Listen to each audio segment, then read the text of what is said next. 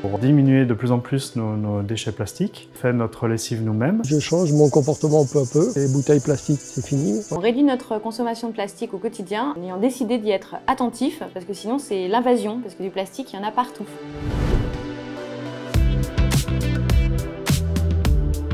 J'ai essayé de changer mes habitudes en consommant en vrac, du coup ça oblige de munir de bocaux ou de sachets anti-gaspi. On n'utilise pas de film plastique étirable pour couvrir au niveau des aliments.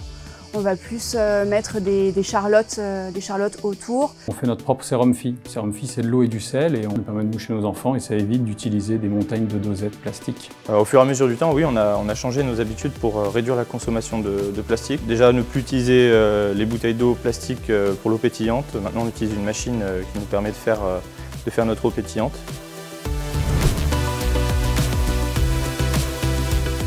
Je dirais que les principales difficultés vont être d'ordre financier, parce que c'est vrai que tous les produits qui sont réutilisables nécessitent un investissement de départ, même si on s'y retrouve dans l'usage. Je pense que tout est lié à la société de consommation et surtout la grande distribution. Donc la difficulté, c'est d'aller faire les courses avec ses enfants au supermarché qui sont tentés par beaucoup de packaging séduisants. Les principaux freins à la réduction, c'est qu'encore, pour aller vers le zéro déchet, c'est encore très difficile, notamment les produits pharmaceutiques. La principale difficulté, c'est qu'il y a du plastique absolument partout.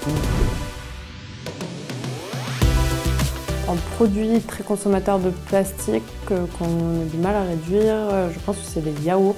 On ne les fait pas nous-mêmes, donc on achète tout ce qui est yaourt. Donc parfois il y a des pots en verre, mais c'est assez rare. Il y a un achat qui est très compliqué à acheter sans emballage plastique, c'est le papier toilette.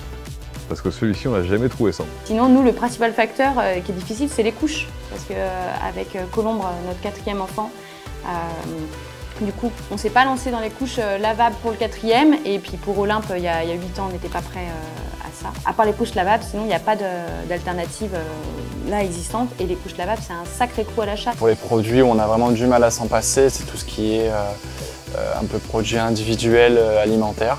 J'ai du mal à me passer des sacs poubelles, parce que c'est vrai qu'ils sont tous en plastique. Et ne pas utiliser de plastique pour jeter ses poubelles, c'est pas facile. Alors on essaye de faire comme on peut avec des petits sachets en papier ou en carton, mais les poubelles sont vite assez petites, donc c'est vraiment un élément très compliqué pour éviter le plastique.